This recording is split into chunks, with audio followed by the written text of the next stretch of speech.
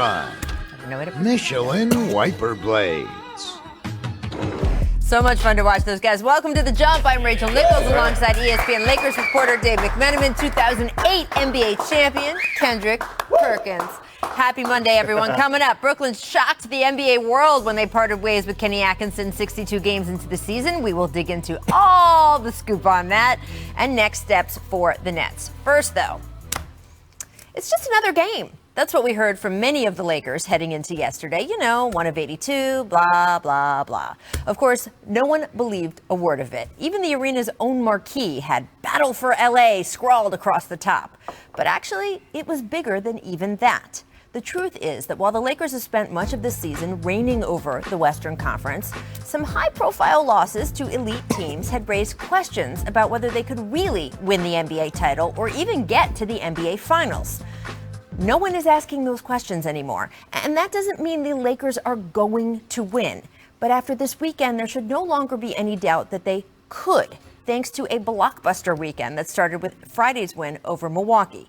Anthony Davis was a monster, and LeBron was just brilliant, not only dropping 37 against the best defense in the league, but taking over checking Giannis when AD hit some early foul trouble. I want you guys to take a look at this. Giannis, normally a boulder downhill when you give him time to pick up steam, but just kind of bounces off LeBron there, who denies his path to the hoop. No basket. Giannis was just 2 for 8 with LeBron guarding him one-on-one, and yet all of that would prove just a prelude to what the Lakers did yesterday. The Clippers came into this game on a tear. They had won 6 straight. They were 10-0 overall when their whole team was healthy. They also already had 2 very high-profile wins over the Lakers this season, including a Christmas Day game in which Kawhi seemed to get the better of LeBron in crucial moments down the stretch. That didn't happen yesterday. Yes, the Clips were in control early, with Paul George setting the Nets on fire. And check out the spin move from Kawhi on LeBron, right into the dunk. But as the minutes ticked by, the Lakers' attack deepened thanks to sparkling play from LeBron, AD, and former Clipper Avery Bradley.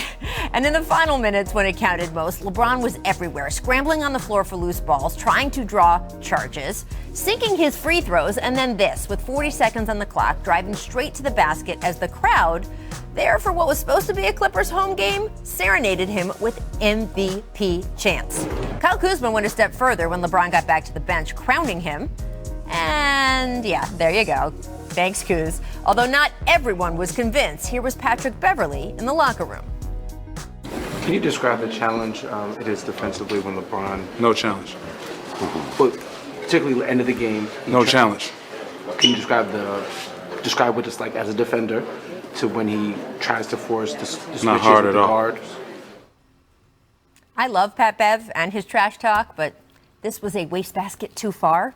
LeBron scored or assisted on 19 of the Lakers' 27 fourth-quarter points, capping off a week in which he bested Kawhi, outplayed Giannis, and reminded the world that Zion Williamson is, in fact, still a rookie.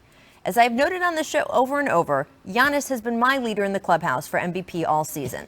But there is still a quarter of the season left to be played, and LeBron is indeed making his case, as are the Lakers as a whole. This was not just another game. This was not just another weekend, and it is becoming very clear this is not just another team. They are contenders, full stop. So, Perk, what about for you? Where does your MVP race sit right now? Well, to be honest, and it's no disrespect to Giannis, but I'm going with King James, or should I say Wash King. We need to hand this man his flowers so he can smell them right now. I mean, what LeBron is doing right now, the knock on Bron, like the 4 seasons he was in Cleveland. Oh, he's in the weak Eastern Conference. Well, now he's doing it in the West. Right now, he's averaging a double-double. He never done that in his whole 17 years of playing in the NBA. He's playing some of the best basketball I've seen him play. The Lakers are sitting at the #1 seed right now, and LeBron is playing beautiful basketball. And this weekend, he took on the challenge, and he destroyed both Giannis and Kawhi. He outplayed them and showed them that he's still the best player in the world. Reigning MVP, reigning Finals MVP, and LeBron looked like a 5-time MVP if he would win the award this year. Now, I don't think necessarily it's fair to put him over Giannis at this point, but they're neck and neck. Yeah. To me, there's nothing that screams about Giannis's case that he's certainly the MVP, and nor LeBron's, because Giannis is that good. But okay, he changed his position in year 17 to point guard. Leads the league in assists, the one statistical measure to encapsulate that position. Let's see, head-to-head, beat Giannis. Point differential, Giannis did beat him earlier this season. Of course. Yep. I'm seeing this weekend. Point differential, if you want a statistical marker to say, well, Giannis has one of the highest PRs of all time. Well, the point differential when LeBron is on the court versus off the court, resting during games, is a bigger margin than when Giannis is doing the same thing for his team. So that's another measure saying that he does more for the Lakers than Giannis does for the Bucks. And then, let's not forget, he's 35 years old, year 17. He has navigated a China controversy and maybe the biggest tragedy in the history of the NBA this season. That's extra stuff that, quite frankly, Giannis is not going through, and playing in the better conference, and has the spotlight on him every single day. I mean, to me, all those things, the actual basketball life experience that LeBron James goes through, adds to the degree of difficulty, and I think that should be taken into account by the voters. Well, here are some of the numbers, right? You bring up some of the numbers. I want to show some of them, because to me, these numbers do go in Giannis's favor when you say, look, of course, the assists higher up for LeBron, and the fact that he is leading the league, important.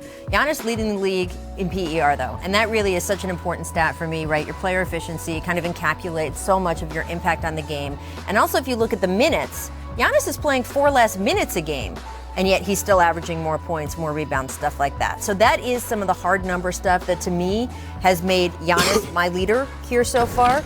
But I do, and I have said this on this show for years, think that MVP is about more than stats. I just do. Right. And I have watched every other league separate out who has the best stats for the season and who is the most valuable player. This is not some new idea I came up with. That the NFL has a Best Offensive Player award, that the NHL has a separate scoring award.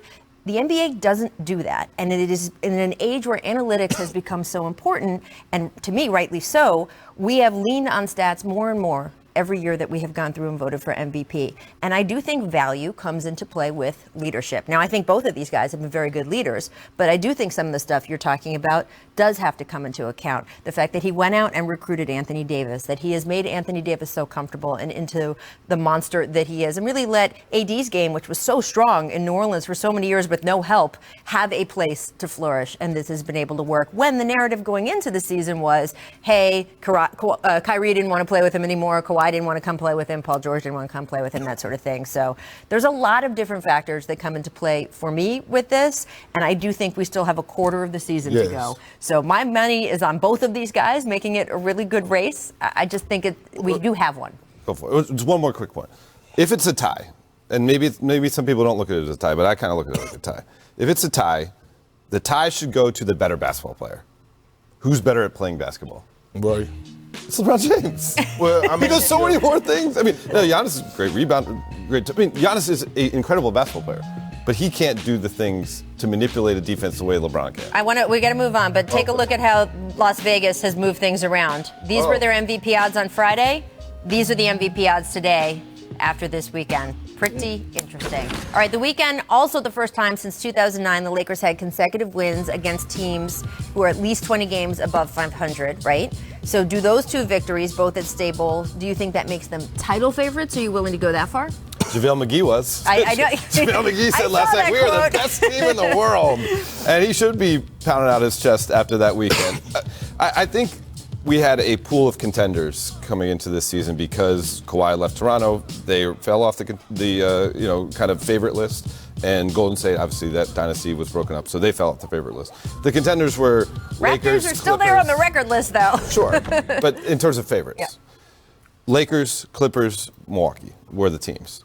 All those teams played in Staples Center this weekend. The only one to come out of the round robin with a perfect record was the Lakers, and I think that says a lot. Well, I mean, they are the title favorites. When you look at them, they have the best duo since Kobe and Shaq. And I've said this time and time again with LeBron and AD. What LeBron and Anthony Davis did over this past weekend was incredible. They dominated. We talk about LeBron in the MVP conversation. We might want to start throwing Anthony Davis in that conversation also, because he's been a monster on both ends of the court.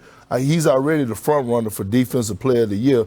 But the thing that I'm looking at that I've watched with the Lakers they are peaking at the right time, and their their role players are being stars in their role.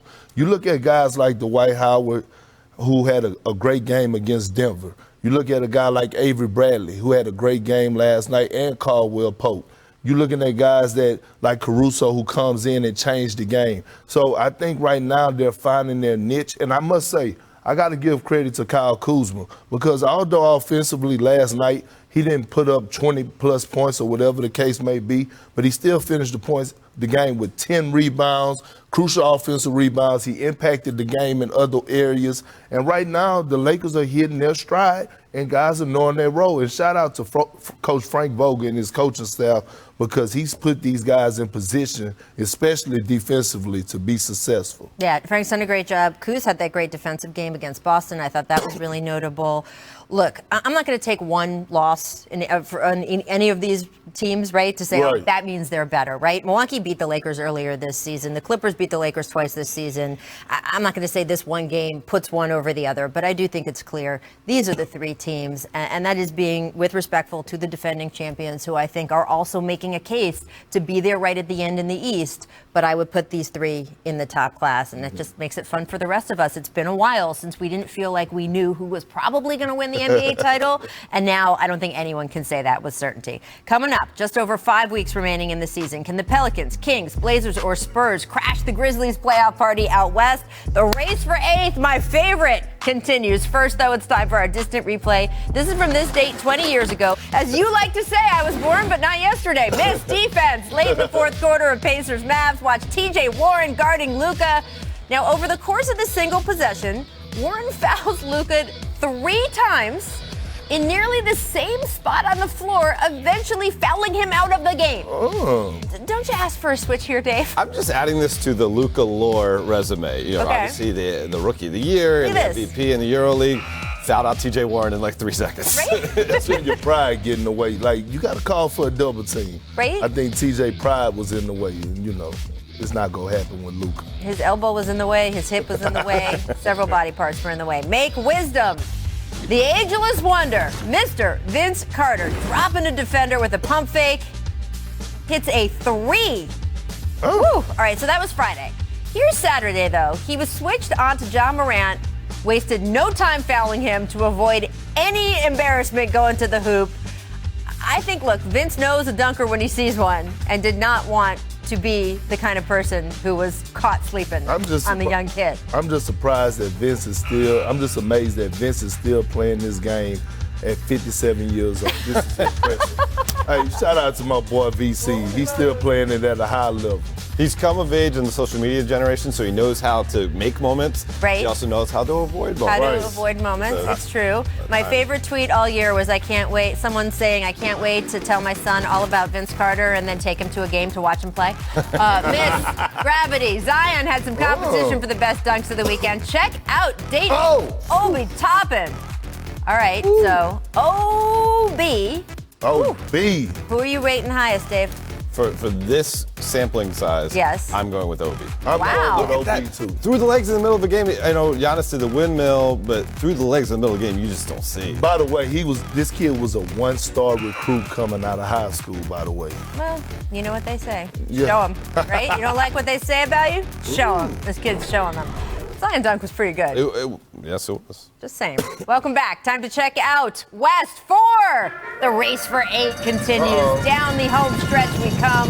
Less than 20 games left. 6 teams are still within 6 games of each other. Grizzlies holding a 4-game lead, but remember, they have the toughest schedule remaining. So ESPN BPI is only giving them less than a 40% chance of making the playoffs. On just Sunday alone, we had some crazy finishes. The Pelicans won in Minnesota. The Suns scored 140 on the Bucks. Now, the Bucks didn't have Giannis, but that's who they were playing. The Spurs suffered a devastating defeat in overtime at the hands of Cleveland, and the Kings missing a tying three late against Toronto. That tying three not taken by Buddy Hield, guys, because he was on the bench. He is, of course, your reigning NBA three-point champion, and some Kings fans very expressive in their displeasure to Coach Luke Walton about Buddy not being in that game. But that being said, that's where we are in the race. So who do you think, Perk, has the best chance of catching the Grizz? Well, I think the Pelicans have the best chance, but they're not going to catch the Grizzlies. I mean, the Grizzlies are playing inspiring basketball right now. They are well coached, and they have a great young leader in Ja Morant. Listen, they came out of the All-Star break, the Memphis Grizzlies, and they lost 5 games in a row. Ja Morant took to the interview and social media, and he said, don't panic. What he did after that, he ran off 5 straight W's. So, to me, Memphis is finding their stride. They're not giving up any ground. To me, they're trying to get separation, and I just don't see a team catching them in that 8th spot. Yeah, if it would be a team, if I had to pick between, Sacramento and San Antonio, Portland's and Portland, of course, I would pick New Orleans to be the biggest threat to them, just because of the collection of talent, and they have gotten such a shoot of energy in the arm ever since Zion came back, and he's just doing spectacular things night in, night out. But overall, I do think it's going to be Memphis. We saw them up close about a week ago playing the Lakers. Guys like Dillon Brooks, he's a tough guy, really skilled. Why do you think the Grizz would not give up that Brooks in that trade last year? Right. Underrated. Yeah, Right? They got size in Jonas Valanciunas down there. And obviously everything that Morant does is so dynamic, turning defensive steals and deflections into fast break automatics on the other end. I really like Memphis. I think they will be the team. Well, I will say this. The Sacramento Kings are right there also.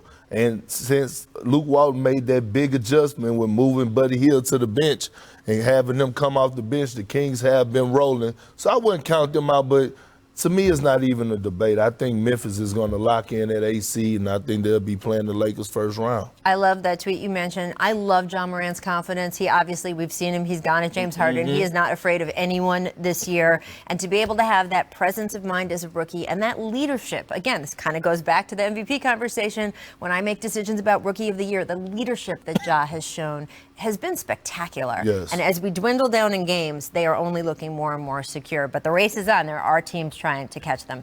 Wednesday, ESPN has a doubleheader with Western playoff implications. First, Luka and the Mavs face the Nuggets at 8 Eastern. That's going to be a good game. And then, indeed, Zion and the Pelicans face the Kings as the race for 8th continues. Coverage beginning with Stephen A's pregame Sports Center. That is at 7 o'clock Eastern. Coming up, looks like Kyrie and KD will have a new coach in Brooklyn next year. Who will it be? Our Nets reporter Malika Andrews is going to join us after the break, and we Not will more drama in discuss. Brooklyn, Rachel.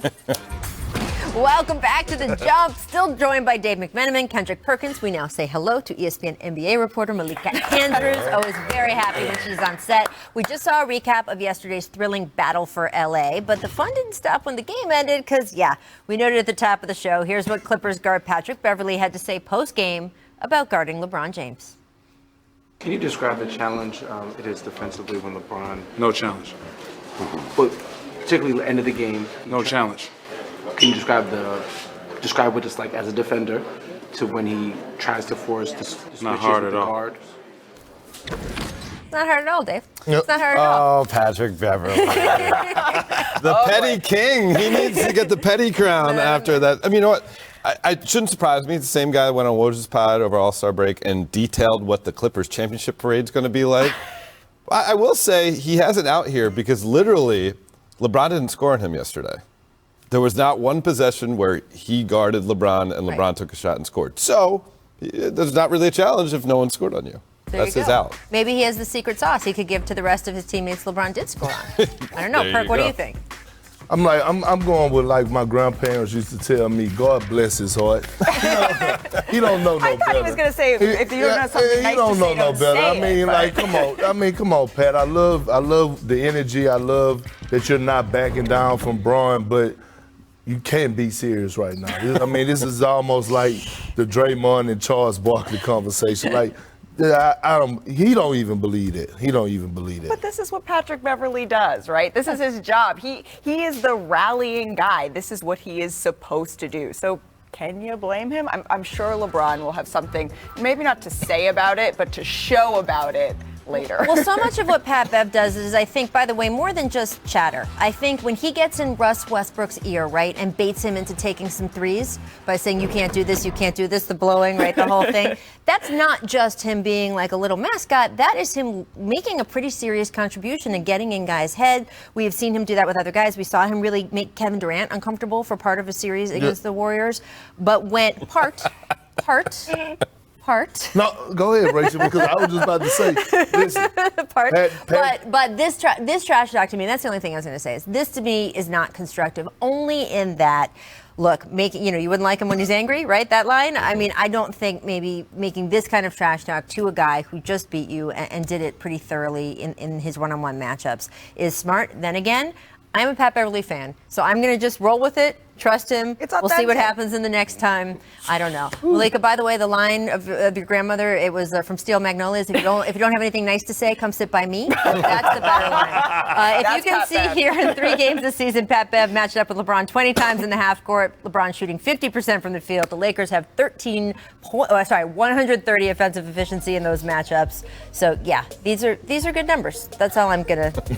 I thought he was your boy though, right? I want to. Move on. I will ride or die for Pat Bev, period. Wouldn't you want him to be your hype man in the morning? I'm just saying. Like, every morning, if he could just... There's not enough coffee. Yeah. I want to move on to the Nets-Kenny Atkinson split, right? This was a major story, and when they announced the split was mutual, there were reports that linked Atkinson's departure, right, to their high-profile stars. Brooklyn center DeAndre Jordan had this to say as an answer to those reports.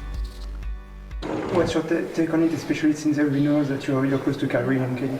Yeah, I'm close to Kyrie, but, Wilson's a new player. Garrett Temple's a new player,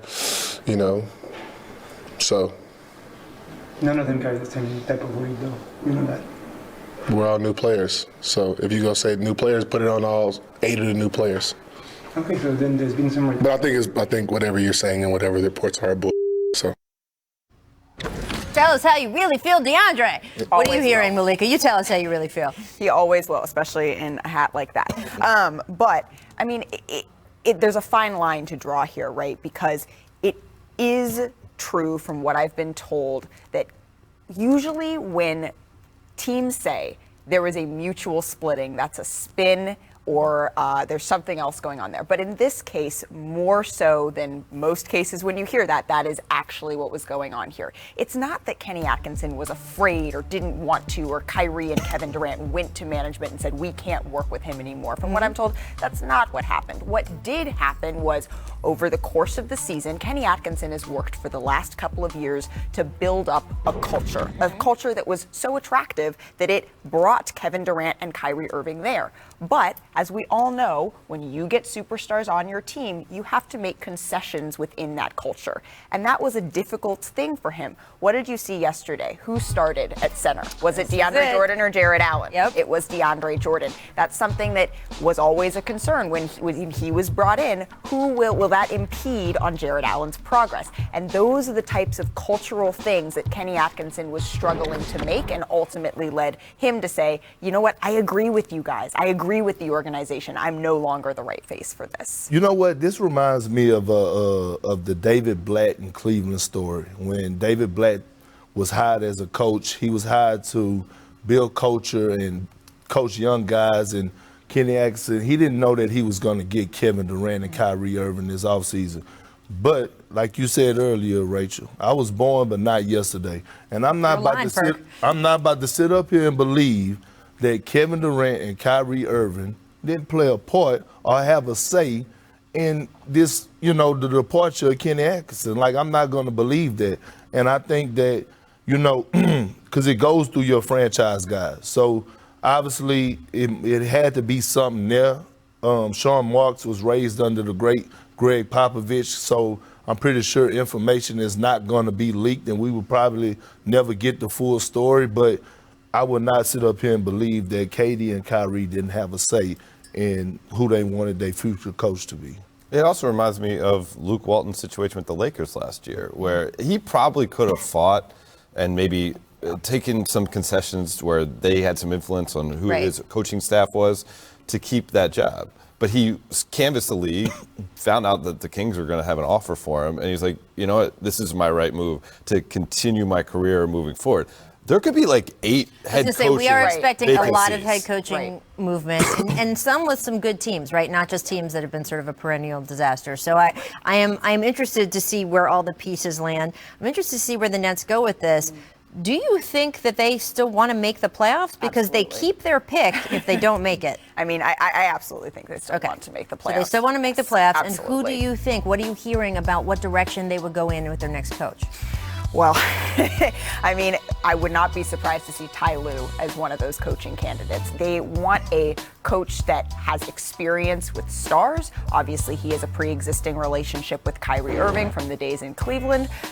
That's what they're looking for. They're looking for one of those kind of new age coaches that's going to be able to come in and be that player's guy. But one thing I just wanted to point out to Kendrick is it was just Wednesday that Kevin Durant was saying on the broadcast how much he liked Kenny Atkinson and Kenny Atkinson's coaching. I'm just going to leave that where it landed. What's the kiss of death for any coach? When the GM says we love him and he'll be here forever. Kendrick, you also think Ty Lue would be a good fit. I think you tweeted the other day, right? I did. I think he would be the perfect guy for the job. When you look at that body of work together, I mean, three NBA finals, a championship. Kyrie played some of his best basketball under T. Lue. And also, T. Lue drew up probably the biggest play for Kyrie ever in his career in Game 7 when he hit this shot. And when you look at T. Lue, he's, like you said before, he's been around stars. He's played with Michael Jordan. He's played with Kobe Bryant. He's played with Shaquille O'Neal, was coached by Phil Jackson, mentor to Doc Rivers. He coached LeBron James. He got a resume far as with his coaching. He can manage the ego of stars, and I think he would be the perfect fit for Kevin Durant and Kyrie Irving. I think he'll be the best head coaching candidate on the market. This is not the best head coaching job that's going to be open. So he'll have his pick of the litter, in my opinion. And if And I'm Ty Lue, there was not always harmony between Ty and Kyrie. absolutely, Correct? yeah, they butted heads for sure. Well, sometimes you don't know what you missed till it's gone, though, Rachel. Aw, I mean- look at that, Kendrick. He could have a chance, maybe down in New Orleans. Nah. Could be opening down Wow. All Can't right. you down there, On Dave. that Come note, on, Dave. that note, before we get to reckless speculation, you'll miss Dave because he's going to be gone, Kendrick. Thank you for joining us. We will see you tomorrow, though. You guys stay with us. Coming up, we've got several contending teams having shaky weekends, but we got to see, are those March slumps? Or are they something, nothing, or everything? Dun, dun, dun. Stick around for that. Also, here's what the Jump recommends for today. The Undefeated's Mark Spears discusses the state of diversity and inclusion in NBA front offices with league executives Mark Tatum and Oris Stewart. This is really good. Check this out. Sitting next to Scal, or Scal having to sit next to me. That was fantastic. Color on the color broadcast for sure. I love you, mate. Everyone laughed. Everyone had a great time Thank there. you, Rachel. I try to, be jack of all trades with the White Mamba and the great Mike Gorman down there. I had a great time, though. It's only the beginning. I'm wonder Rachel if Nichols, I'd say joined by Malika Andrews and, of course, Kendrick Perkins. It's time now to revisit one of our favorite games on the Jump. Shout out to Kevin Wild. Something, nothing, or everything. First up, the Celtics now have a 4-game home losing streak. Last night, the Celtics lost again at home, this time to the Thunder in a game that went down to the wire. Oklahoma City, by the way, just wins close games. That is what they do this year. So, Kendrick, this is the slump edition of Something, Nothing, or Everything. Is the Celtics losing streak something, nothing, or everything? What do you got? I believe it's something. Well, it is something. And here's 2 reasons. One is their health. The Celtics have not been healthy all season long, and they're not a deep team. So with that being said, they're kind of top heavy in a way.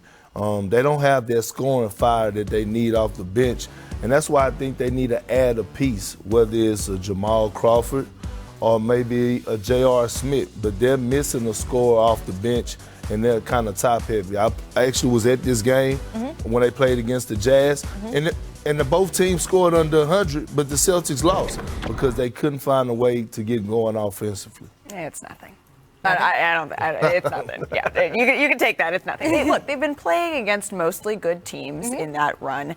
And the Celtics have largely been a team that has maybe overachieved a little bit this year. We've been spoiled by what the Celtics have been able to do. And so going into a little bit of a slump here, is it ideal? No, because all coaches will say you want to be playing your best basketball in April, but they've had some injuries. I don't see this as something that is going to continue to spiral and carry on. I don't think the home streak is anything. We know that Boston plays well at home. That is a crazy place to play. It's Absolutely. fantastic. Loud. They are 4-1 though overall. I mean 1-4 overall in those games, and that is something to me just because of the seeding. They were really on Toronto's heels about getting that number 2 seed. Now they've dropped back. They're still safely at number 3, but I do think it is a big deal if we see these teams meet in the second round. Who has that game 7? Who has home court to start off the series? I think is something. So that is, to me, the concern there for Boston. Next up, I want to go to the Rockets. They're on a 4-game losing streak.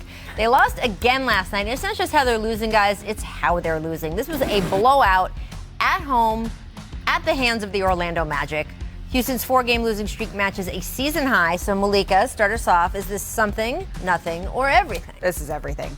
And it's not everything because of this specific streak. It's everything because this is a pattern. We see this at this time for the last several years. The Rockets are great in the regular season. They make these adjustments. This isn't about small ball and that failing or whether or not that's going to be good enough. This is about the fact that the Rockets, they get in this groove, they get going, and then they get to this point. And that happens every year around this time, and that can't be a pattern that continues. And here we are again. This is everything to me because when they made the trade and traded Clint Capella and decided to go extra small, they did that to put Russell Westbrook and James Harden in position to be successful, more successful because they already have a ton of success. But so what they did was they spaced the floor and said, I'm going to put shooters and let these guys go one-on-one. So they hang their hats on those guys having big nights, night in and night out. Russell Westbrook has been holding up his end of the stick.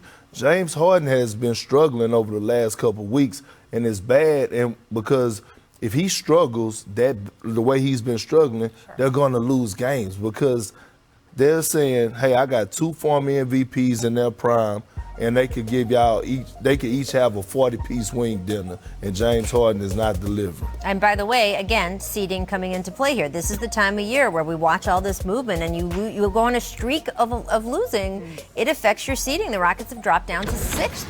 This was a team that was thinking it could threaten up to the number 2 seed. Right. Can I ask you a question? Do you think and I'm not saying they losing on purpose, but if you're looking at the seeding, do you think the Rockets want to play Denver in the first round?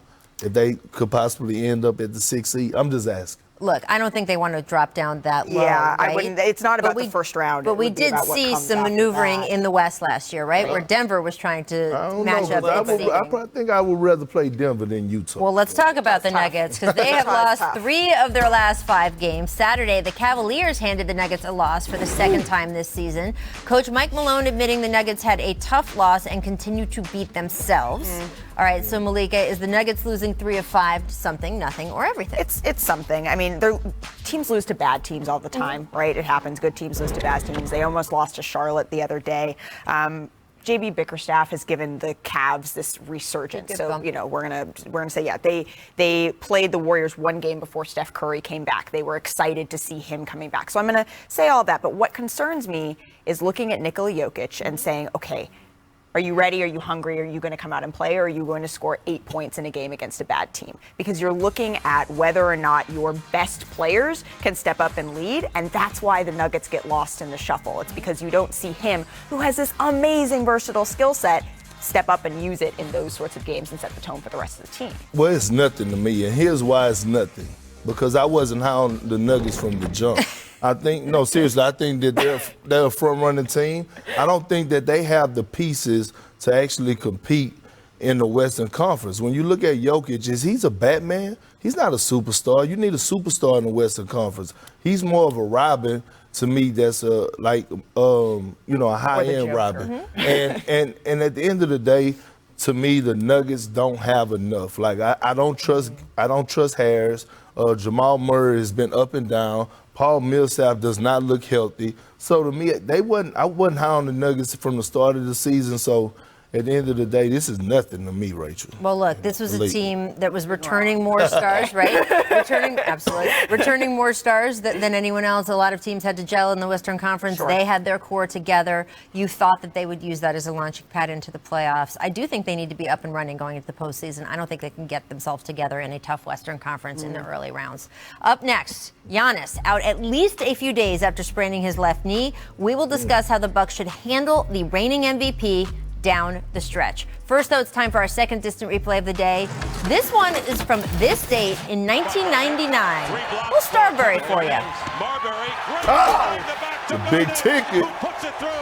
The big ticket. For the Timberwolves, who are making this franchise. Is that the star on the Look at that pass. Uncut Gems? That pass is what made this. Yeah. Come on. Yeah.